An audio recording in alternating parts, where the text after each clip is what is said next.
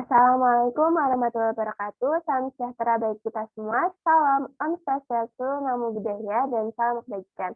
Hai, perkenalkan nama saya Ina Lisana dari Prodi Teknologi Pangan dan Industri Pertanian dari Angkatan 2020 kelas Kenjil. Pada kesempatan kali ini, saya akan presentasikan hasil tes base mata kuliah evaluasi gizi dalam pengolahan pangan. Jurnal yang saya pilih untuk menulis tes base ini berjudul Effect of Meat Shipping on Fundamental Properties of Protein in Soybean Meat. Terdapat beberapa poin yang akan saya presentasikan pada kesempatan kali ini, yaitu Introduction, Materials and Methods, Result and Discussion, dan yang terakhir adalah Conclusion. Poin pertama yang akan saya bahas adalah Introduction.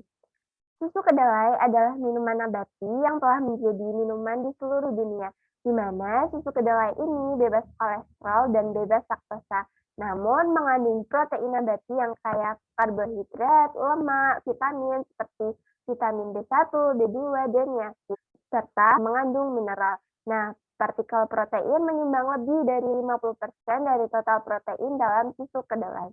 Susu kedelai ini dapat ditemukan di banyak produk makanan vegan dan vegetarian dan dapat menggantikan susu ke sapi karena susu kedelai bebas dari laktosa sehingga cocok diminum untuk orang yang intoleran terhadap laktosa dan tidak dapat meminum susu sapi. Susu kedelai juga memiliki daya hantar listrik yang baik meskipun mengandung partikulat. Nah, dalam pengolahan tradisional susu kedelai, perebusan adalah salah satu operasi penting dan diperlukan selama proses produksi. Pemanasan dan perebusan dapat melindungi dan mengawetkan makanan serta membunuh mikroorganisme dan enzim. Namun, pada saat yang sama, itu juga akan merusak kandungan nutrisi makanan dalam berbagai tingkat, seperti meningkatkan perubahan warna makanan dan kehilangan sebagian besar komponen volatilnya. Untuk menjaga warna alami, aroma, dan beberapa komponen aktif fisiologis makanan dan untuk memenuhi kebutuhan kehidupan masyarakat modern, teknologi sterilisasi baru telah dikembangkan oleh banyak peneliti teknik makanan. Salah satu contohnya adalah teknologi pemanas ohmik. Pemanas ohmik atau pemanasan resistif adalah teknologi pengolahan makanan yang memanfaatkan konduktivitas listrik bahan makanan yang bergantung pada arah gerakan ion konduktif seperti larutan elektrolit atau elektrolit cair. Pemanasan pada metode ini menyertai arus, di mana distribusi panas ke seluruh produk jauh lebih cepat dan merata, yang pada gilirannya menghasilkan retensi rasa dan integritas partikulat yang lebih baik dibanding dengan proses konvensional. Oleh karena itu, teknologi ini dianggap sebagai salah satu teknologi proses perlakuan panas yang paling potensial dikembangkan dalam operasi pengolahan makanan. Melalui pemanasan ohmik, pengendalian viskositas dan hidrofobisitas permukaan protein dalam susu kedelai meningkat dengan penurunan tegangan yang diberikan.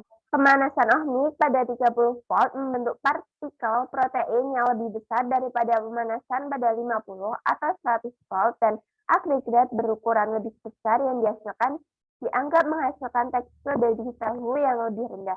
Protein kedelai adalah komponen terpenting dari susu kedelai. Akan tetapi, sangat sedikit penelitian yang membahas pemanasan ohmik untuk susu kedelai dan studi tentang perubahan sifat protein susu kedelai melalui pemanasan ohmik. Oleh karena itu, jurnal ini membuat sebuah penelitian untuk mempelajari pengaruh pemanasan ohmik pada sifat dasar protein dalam susu kedelai. Sifat dasar protein meliputi struktur dan sifat fungsional seperti gugus amino bebas, kandungan sulfihidril total, hidrofobisitas permukaan, stabilitas emulsifikasi, dan stabilitas bisa. Karena pentingnya kualitas makanan dari sudut pandang pembuatan makanan. Selanjutnya, saya akan bahas mengenai materials and method. Materials and method ini meliputi bahan, persiapan sampel, operasi pemanasan ohmik dan tradisional, penentuan kandungan sulfihidril total, penentuan perubahan struktur protein, penentuan gugus amino bebas, penentuan hidrofobisitas permukaan, kemudian ada penentuan analisis berbusa, penentuan emulsifikasi, penentuan larutan protein, dan yang terakhir adalah analisis statistik. Bahan yang digunakan adalah kedelai, bahan kimia, dan reagen. Persiapan sampel dimulai dengan 300 gram kedelai kering diukur, kemudian direndam selama 13 jam pada suhu 25 derajat Celcius dalam air secukupnya. Kemudian ditimbang 140 gram kedelai basah dan ditambahkan air hingga 1.200 gram. Pengupasan dilakukan dengan blender biji kedelai dalam 2 menit. Kacang kedelai disaring beberapa kali untuk menghilangkan residu. Selanjutnya sebanyak 700 ml susu kedelai ditambahkan ke alat pemanas ohmik dan mesin susu kedelai. Susu kedelai dalam alat pemanas ohmik harus tetap dipanaskan selama 6 menit ketika sudah mendidih. Kemudian susu didinginkan sampai suhu kamar dan didinginkan untuk penyimpanan dingin. Pada perlakuan pengeringan beku dilakukan dengan 350 ml susu kedelai yang diproses melalui pemanasan ohmik dipindahkan ke dapur sentrifuge, kemudian disentrifugasi selama 20 menit pada 11.400 gram dan 25 derajat Celcius. Sampel susu dibagi menjadi 3 bagian, yaitu bagian suspensi, yaitu minyak tubuh, kemudian fraksi pernatan, dan yang terakhir fraksi endapan. Kemudian susu pernatan diliofilisasi selama 2 hari dalam pengeringan beku. Selanjutnya, pada operasi pemanasan ohmik, sebanyak 700 ml susu kedelai ditambahkan di alat pemanas ohmik dengan luas efektif elektroda titanium 21 cm3. Kemudian, kedelai ditambahkan ke dalam peralatan dan diproses dengan menerapkan tegangan 17, 23, 30, dan 37 volt cm dan 50 Hz arus bolak-balik digunakan di 2 plat elektroda titanium yang dipanaskan. Setelah itu, alat dialiri listrik. Waktu perebusan dicatat dan diberi energi selama 6 menit setelah dididih. Kemudian, untuk melakukan percobaan kontrol, suhu diukur di pusat kedua termokopel dan tegangan yang ditetapkan dipantau agar tetap dalam kurang lebih 2% variasi. Sampel diambil dan diukur, selanjutnya disimpan di lemari es untuk pengujian keesokan harinya. Prosedur preparasi yang sama digunakan untuk semua sampel pengujian dan analisis sampel 3 paralel dilakukan. Pada operasi pemanasan tradisional, susu kedelai diproses dengan pemanas resistif dalam mesin susu kedelai, di mana langkah-langkah pemrosesan lainnya identik antara pemanasan ohmik dan metode tradisional. Untuk menjaga suhu yang sama, masukkan volume susu kedelai yang sama ke dalam 25 derajat Celcius penangas air termostatis dan ditahan dalam waktu yang sama. Suhu awal dan nilai TDS dicatat. Seperti halnya operasi pemanasan ohmik, suhu diukur pada bagian tengah susu kedelai. Selanjutnya, suhu susu kedelai di bawah 30 dan 37 volt cm dicatat dalam 0, 1, 1,5, 2, 2,5, 3, 3,5, 4, dan 4,5 menit. Sementara itu, suhu susu kedelai di bawah 23 volt per cm dan pemanasan konvensional dicatat dalam 0, 1, 2, 3, 4, 5, 5,5, 6, 6,5, 7, dan 8 menit. Kemudian sampel diukur dan disiapkan di lemari es untuk pengujian keesokan harinya. Prosedur preparasi yang sama digunakan untuk semua sampel dan analisis sampel 3 paralel dilakukan. Menurut waktu pra-eksperimen, suhu dicatat lebih detail jika naik lebih cepat daripada yang lain. Pemanasan konvensional dapat dibandingkan dengan pemanasan ohmik pada kondisi 17, 23, 30, dan 37 volt per cm. Hasil penelitian menunjukkan pemanasan ohmik memiliki keunggulan dibanding pemanasan konvensional ketika kuat medan listrik melebihi 23 volt per cm. Prosedur preparasi yang sama digunakan untuk semua sampel dan analisis sampel 3 paralel dilakukan. Selanjutnya, penentuan kandungan sulfihidril total diawali dengan kolorimetri reagen elemen di mana susu kedelai diencerkan 30 kali menjadi 1 ml. Sampel encer 2 ml buffer trisglycin, kemudian ada 0,02 ml konsentrasi 4 gram per liter reagen elemen ditambahkan. Campuran disimpan selama 5 menit dalam 25 derajat Celcius. Nilai seratnya diukur dengan spektrofotometer pada 412 nanometer.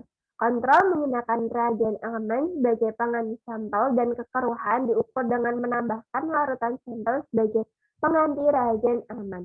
Kandungan sulfhidril sendiri dapat dihitung dengan rumus kandungan sulfhidril, yaitu sulfhidril sama dengan SH dikali 73,53 dikali A dikali B dan dikali C, di mana A adalah perbedaan absorbansi sampel dengan penambahan DTMB dan absorbansi sampel tanpa DTMB.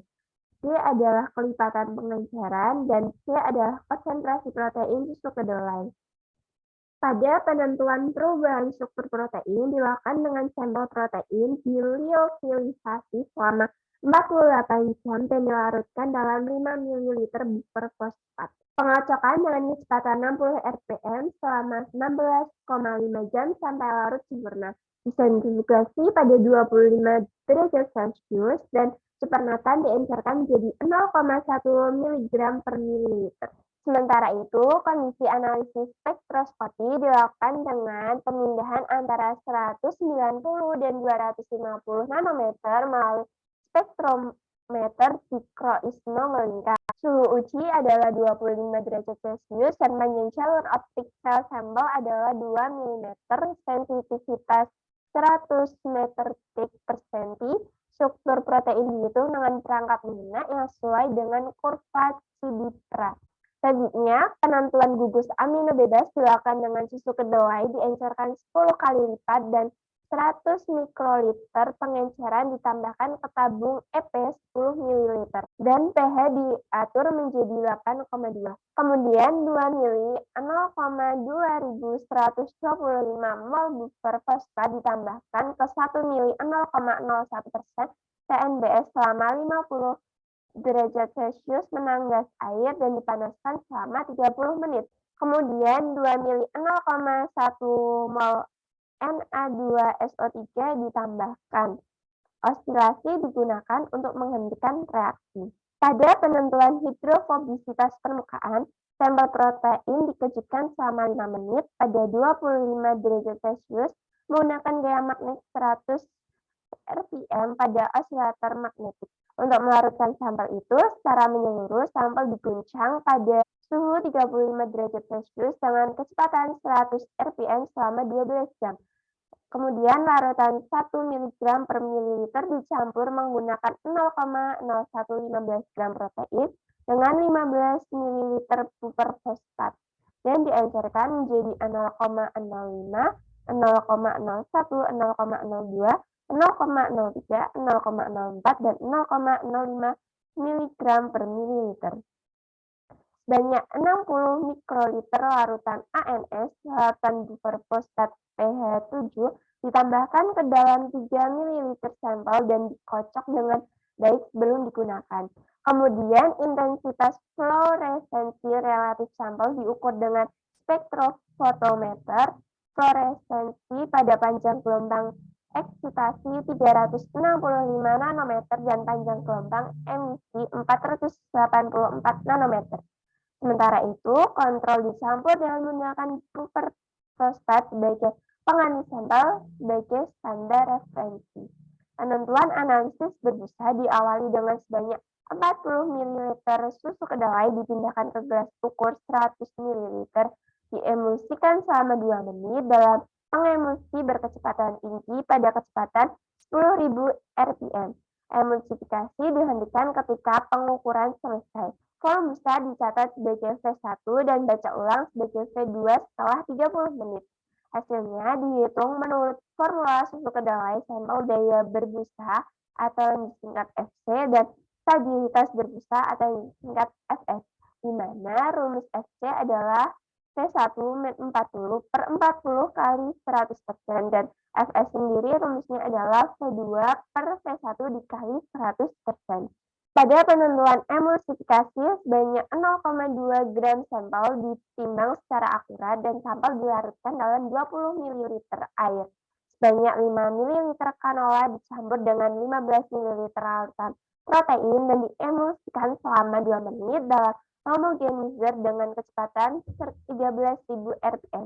Selanjutnya, sebanyak 20 mikroliter spesimen sampel terakumulasi di dasar gelas kimia dicampur dengan 5 ml larutan SDS 0,1%, absorbansi diukur pada 500 nanometer.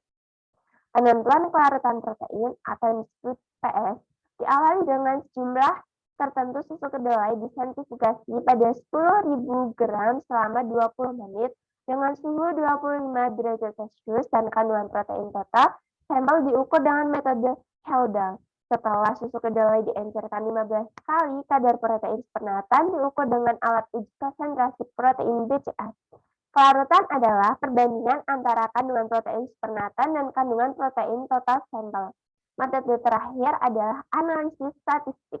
Analisis statistik dilakukan dengan origin 7,5 data dianalisis dengan analisis variansi satu arah atau ANOVA. P-value kurang dari 0,5 dianggap signifikan selama penelitian. Sifat struktural dan sifat fungsional susu kedelai yang merupakan data pertama membantu mengungkap interaksi protein, air, dan gugus kimia lainnya. Nah, poin ketiga yang akan saya bahas adalah resume and discussion. Yang pertama, mengenai pengaruh pemanasan ohmik pada gugus amino bebas dalam susu kedelai. Hasil penelitian menunjukkan bahwa gugus amino bebas dalam susu kedelai yang dipanaskan melalui pemanasan ohmik mengikat secara signifikan dibanding dengan pemanasan tradisional, terutama kandungan asam amino bebas yang meningkat sebesar 14 dan 12% pada tegangan 30 dan 37 volt per cm. Kandungan gugus amino bebas biasanya berhubungan dengan polimer atau fragmen protein, di mana protein terdegradasi di bawah tegangan tinggi dan protein kedelai dapat denaturasi yang menyebabkan produksi polimer atau fragmen protein. Sementara itu, ikatan disulfida antara molekul menyebabkan agregasi protein. Nah, agregasi dan degradasi protein ini akan banyak memengaruhi kualitas protein, sehingga memengaruhi kualitas susu kedelai. Setelah mengetahui perubahan pemanasan ohmik pada gugus amino bebas dalam susu kedelai, selanjutnya perlu juga untuk mengetahui pengaruh pemanasan ohmik terhadap kandungan sulfhidril total dalam susu kedelai. Nah, hasil uji kandungan sulfhidril total ditunjukkan pada gambar yang terdapat di bagian bawah slide, di mana hasilnya menunjukkan kandungan sulfhidril total dalam susu kedelai yang dipanaskan dengan pemanasan ohmik berkurang secara signifikan dibanding dengan pemanasan tradisional. Khususnya kandungan sulfhidril total yang berkurang sebesar 88% pada 23 volt per cm. Hal ini dikarenakan oksidasi dan reaksi pertukaran antara merkapto dan disulfida. Pada kondisi 17 volt per cm, kandungan sulfhidril total jauh lebih tinggi dibanding dengan 23 volt per cm. Hal ini dikarenakan karena waktu pemanasan relatif lama dalam kondisi ini menyebabkan paparan sulfhidril total yang cukup besar. Namun, kandungan sulfhidril total pada 37 volt per cm lebih besar daripada 23 volt per cm. Hal ini dimungkinkan terjadi karena peran utama dari gaya tidak identik untuk tahap pemanasan yang berbeda. Selanjutnya, saya akan membahas pengaruh pemanasan ohmik pada hidrofobisitas permukaan susu kedelai. Hasil pada gambar yang terdapat di bawah slide itu menunjukkan bahwa hidrofobisitas permukaan dalam susu kedelai panas ohmik berkurang pada tingkat yang berbeda dibanding dengan pemanasan tradisional. Penyebab penurunan hidrofobisitas permukaan adalah karena disosiasi subunit molekul protein, subunit perluasan rantai polipeptida, dan agregasi protein agregat larut atau tidak larut. Jika susu kedelai dipanaskan secara langsung melalui listrik, kelompok hidrofilik dan kelompok hidrofobik protein berubah. Selain itu, prinsip pemanasan ohmik berbeda dari pemanasan tradisional, di mana pada pemanasan ohmik terjadi arus arah yang memanaskan bagian dalam dan luar pada saat yang bersamaan dan memanaskan bagian luar ke bagian dalam. Akibatnya, denaturasi protein akan berbeda, yang akan menghasilkan hidrofobisitas permukaan protein yang berbeda pula. Pada pengaruh pemanasan ohmik terhadap perubahan struktur protein susu kedelai, data yang ditunjukkan pada tabel 1 yang terdapat di bawah slide itu menunjukkan tidak ada perbedaan yang signifikan untuk memperkirakan perubahan struktur protein antara pemanasan ohmik dan pemanasan tradisional. Hal ini dapat disebabkan oleh karakteristik struktur kimia proline dalam kasein susu kedelai. Hidrogen tidak ada dalam atom nitrogen yang menghambat pembentukan spiral dan pembengkokan rantai peptida. Oleh karena itu, heliks alfa tidak dapat dibentuk dan struktur kumparan acak terbentuk sebagai gantinya. Kemudian, pengaruh pemanasan ohmik pada sifat berbusa protein kedelai dalam susu kedelai. Gambar dalam slide ini menunjukkan sifat berbusa dari kedua metode pengolahan, di mana dibandingkan dengan pemanasan tradisional, aktivitas berbusa dari pemanasan ohmik pada tegangan yang berbeda berkurang sebesar 10, 15, 35, dan 40%. Dan stabilitas busa pemanasan ohmik masing-masing berkurang sebesar 28,3, 12,9, 18,3, dan 8,3%. Kapasitas bisa ditentukan oleh kemampuan protein untuk menurunkan tegangan permukaan, fleksibilitas molekul, dan sifat fisiokimia yang meliputi hidrofobisitas, muatan bersih, dan distribusi muatan, serta sifat hidrodinamik. Hal ini menunjukkan bahwa pemanasan tradisional meregangkan molekul protein yang kondusif untuk absorpsi protein pada antarmuka gas cair yang mengarah ke kemampuan berbusa yang kuat. Sementara itu, pada pemanasan ohmik ketika daya terputus, aliran elektron juga berhenti, sehingga menghasilkan kerapatan muatan nol yang akan menurunkan kemampuan berbusa. Oleh karena itu, daya ikat air protein dan stabilitas busa terkait dengan hidrasi protein dalam membran menurun ketika susu kedelai berada dalam pemanasan ohmik. Selanjutnya, pengaruh pemanasan ohmik pada emulsifikasi protein dalam susu kedelai. Aktivitas pengemulsi dan stabilitas emulsi dari 5 sampel protein diukur, dinyatakan sebagai EA1 dan ESI, dan disajikan pada gambar yang terdapat pada sebelah kanan slide, di mana besar EAI1 atau aktivitas pengemulsi adalah 14,7, 8,6, 11,2, 11,5, dan 13,7 meter kubik per gram. Dan ESI atau stabilitas emulsi adalah 68,5, 160,6, 94, 105,4, dan 54,7 menit untuk masing-masing sampel 17, 23, 30, dan 37 volt per senti dan kontrol. Untuk 23 volt per senti dibandingkan dengan sampel normal, EAI pada pemanasan ohmik meningkat 38%, sedangkan ESI pada pemanasan ohmik masing-masing turun 65%. Sementara itu, untuk 37 volt per senti dibandingkan dengan sampel normal, EAI pemanasan ohmik meningkat 2 menit, sedangkan ESI di pemanasan ohmik menurun 50 meter kubik per gram. Hal ini dikarenakan faktor eksternal yang mempengaruhi sifat pengemulsi protein seperti cara dan intensitas pembuatan emulsi, seperti kekuatan pencampuran dan ukuran sifat homogen, di mana pada pemanasan ohmik menghasilkan interaksi elektrostatik dan interaksi elektrostatik menyebabkan protein menghasilkan aksi penyemanan, sehingga meningkatkan viskositas dan kekerasannya. Akibatnya, stabilitas emulsi lebih kuat daripada pemanasan biasa. Untuk 17 volt per senti, perbedaan antara kedua nilai tersebut tidak signifikan. Hal ini dikarenakan pemanasan yang dilakukan terlalu lama, sehingga kualitas protein mengalami fenomena koalesensi yang tidak stabil, polimerisasi flokulan, dan stratifikasi yang menyebabkan stabilitas yang buruk.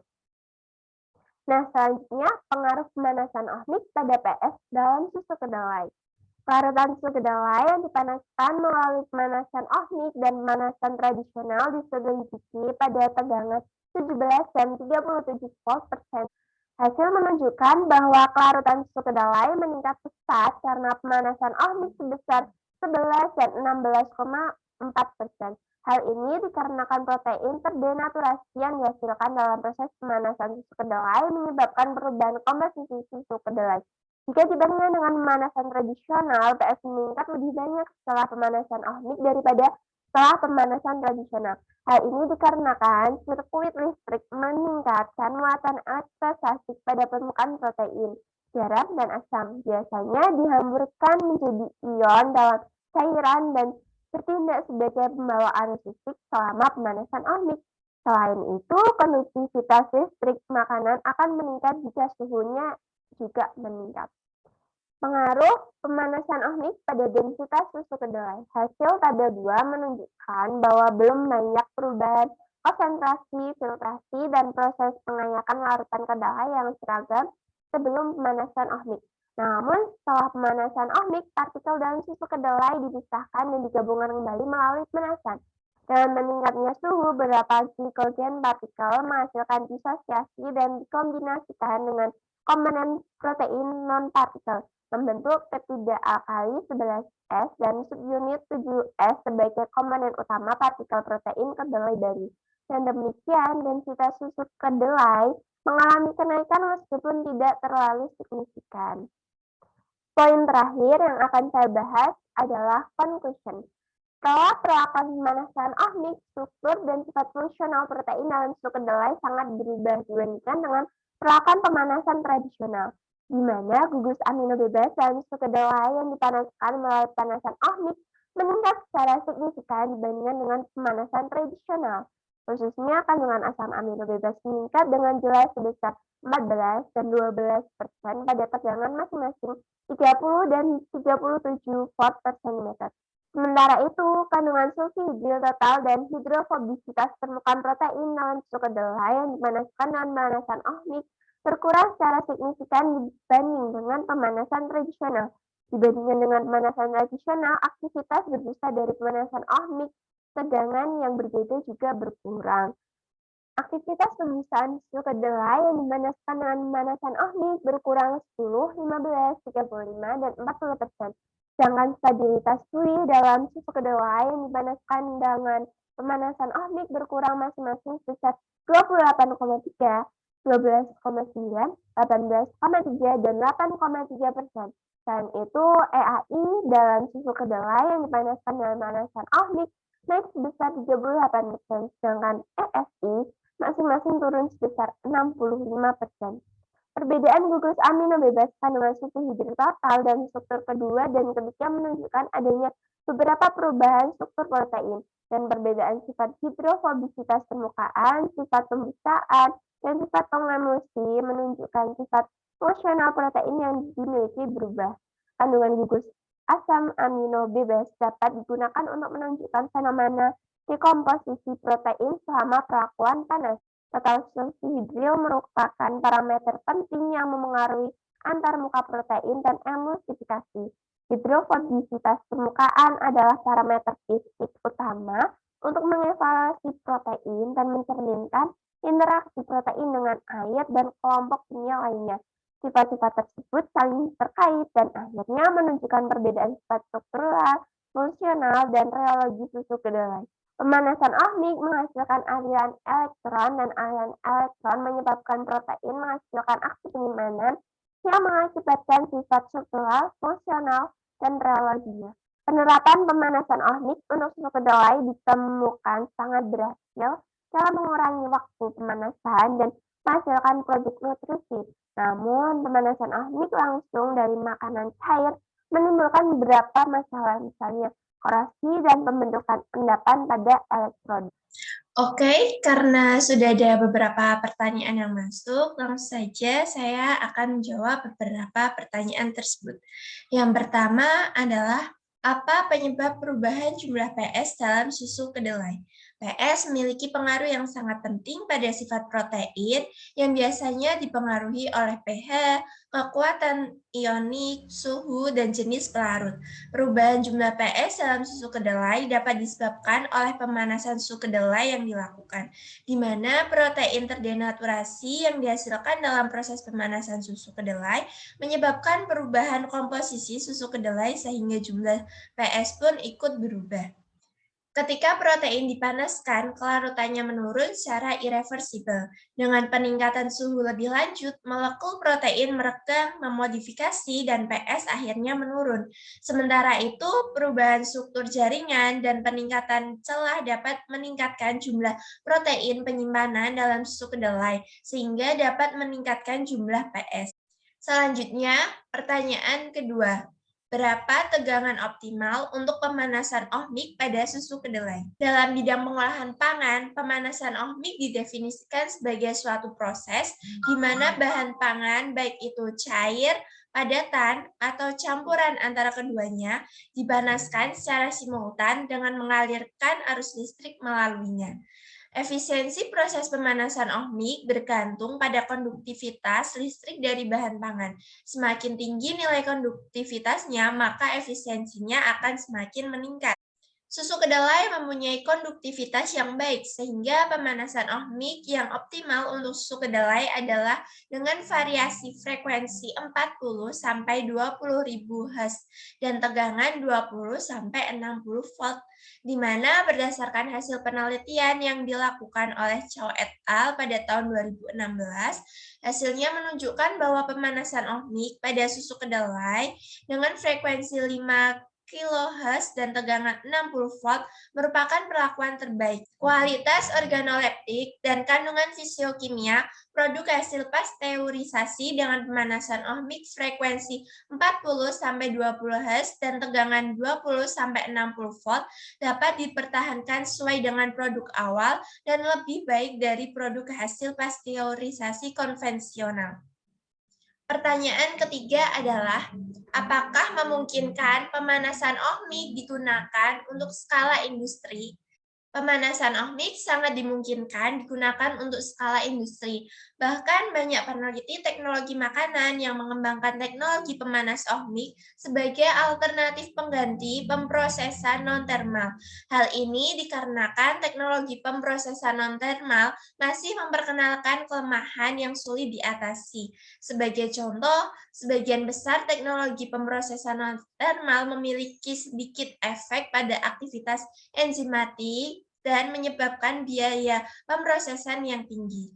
Sementara itu, menurut Van Asselt et al. Pada tahun 2005, pemanasan ohmik menjadi alternatif sterilisasi susu dan pemanas cair lainnya karena keseragaman pemanasan, efek sterilisasi yang baik, kecepatan pemrosesan yang cepat, prosedur yang lebih bersih, retensi rasa yang lebih baik, dan integritas partikulat yang lebih baik.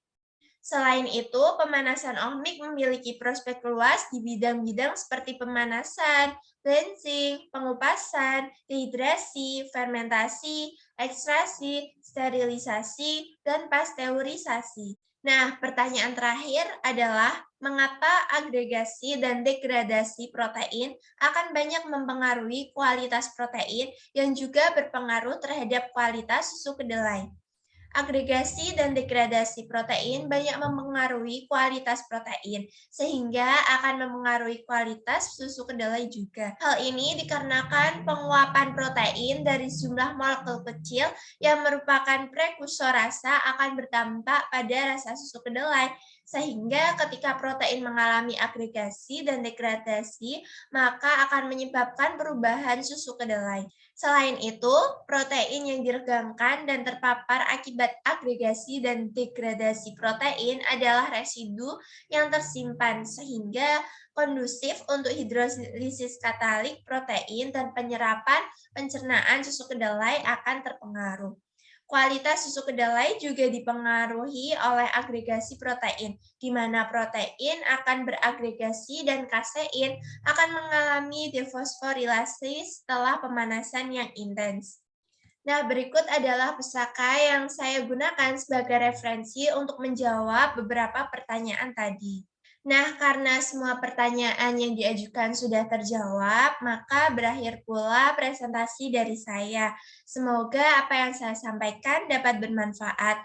Kurang lebihnya mohon maaf. Wassalamualaikum warahmatullahi wabarakatuh.